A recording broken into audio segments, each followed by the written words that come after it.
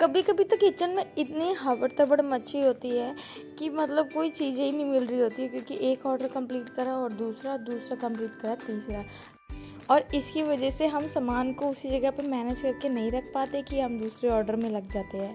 नमस्ते, मेरा नाम सोनम है और आज मैं बताऊंगी कि आज का हमारा दिन कैसा जाता है। ये वीडियो शाम से मैंने बनाई थी और शाम से ही मतलब एक के बाद एक ऑर्डर ऐसे लग रहे थे कि मतलब बिल्कुल भी टाइम नहीं मिल पा रहा था, और मैंने बस वीडियो के लिए एक फ़ोन को एक जगह रख दिया था और जो भी ऑर्डर आ रहे थे मैं बस उनको कैप्चर कर पा रही थी। कई बार ऐसा भी था कि मैंने नहीं कर पाई कैप्चर, और पहला ऑर्डर जो था वो मैंने प्रिपेयर करके दिया। अब ज़ोमैटो के 1 बाय 1 एक ऑर्डर लग चुके थे, ऑफलाइन अलग चल रहे थे, तो एक एक करके फिर हमने कंप्लीट करा। एक ऑर्डर था ये कस्टमर का, उन्होंने सुबह भी ऑर्डर करा था। इनका था कि इन्होंने जो एग का योक पार्ट होता है वो निकलवा दिया था, सिर्फ वाइट से ये ऑमलेट बना था और बॉयल था इनका, तो बॉयल भी इन्होंने इसका योक निकलवा के सिर्फ वाइट पार्ट लिया था। अब इसको ना मैंने एक देखी थी एक वीडियो कि इसको अगर अपन ऐसे करते हैं तो वो येलो पार्ट अलग हो जाएगा। कई लोग बोतल से भी करते हैं, बट इजी है ये, क्या बोतल को मैसअप करना।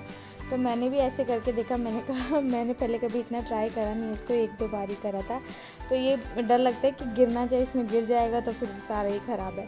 फिर जैसे जैसे मैंने इसको कर दिया, सारे मसाले डाले, स्पाइसेस जो इनका इंस्ट्रक्शन था उसको पूरा करा, ब्रेड ऑमलेट था वो कंप्लीट करा और इसको रख दिया था मैंने बनने के लिए। तो आफ्टरनून में हम रेस्ट वगैरह करके ना शाम के लिए बिल्कुल प्रिपेयर हो जाते हैं, क्योंकि हमें पता होता है कि शाम से अब रात तक थोड़ा ऑर्डर का टाइम होता है, तो उस टाइम पे हम मेक श्योर करते हैं कि हमसे कोई गलती ना हो और मतलब जो हमारे और भी काम है उनको हम कंप्लीट रखें। इसलिए जो भी प्रिपरेशन करनी होती है, जो भी चीज़ें जाननी होती है, और जो चाहिए चटनी जैसे हो गया या कुछ साथ में जो भी चीज़ें होती है उनको पहले ही प्रिपेयर करके रखें, क्योंकि एंड टाइम पे वो चीज़ें नहीं बनती है। तो आफ्टरनून में हम ये सब कुछ बना लेते हैं, फिर थोड़ी देर रेस्ट करके शाम के लिए पूरी प्रिपरेशन रखते हैं कि कस्टमर को हमारी वजह से लेट ना हो। बट जो जैसे कुछ चीज़ें होती है जो ऑन टाइम ही बनती है, जैसे कि बॉयलर वगैरह है, वो इंस्टेंट ही देनी पड़ती है, तो इंस्टेंट ही उसे उबाल के इंस्टेंट ही दिया जाता है।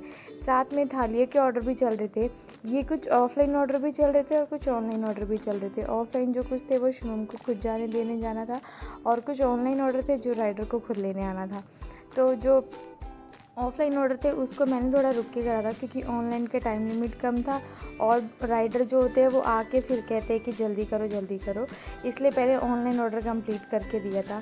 बट हम कोशिश करते हैं कि टाइम पे ही दे। अब कभी कभी राइडर के मिस्टेक की वजह से कुछ ऊल पटांग सी चीज़ें हो जाती है। अब जैसे कल का ही एक ऑर्डर आया था, तो उसमें क्या था कि ना राइडर ने पहले ही पिकअप कर लिया, और जब हमने देखा कि अभी कितना टाइम बाकी है तो देखा तो उसमें टाइमिंग तो चल ही नहीं रही। हमने रेडी नहीं करा था, रेडी टू मार्क नहीं आ रहा था।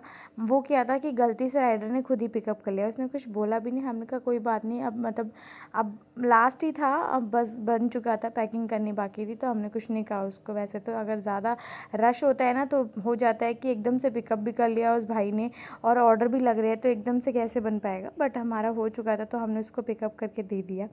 साथ ही में ऑर्डर चल रहे थे थाली वगैरह के, वो लगाए साथ में, और उसके पीछे ही जस्ट आर्मी वाले भाई का फ़ोन आ गया था जिसको फुल कढ़ाई पनीर चाहिए थी।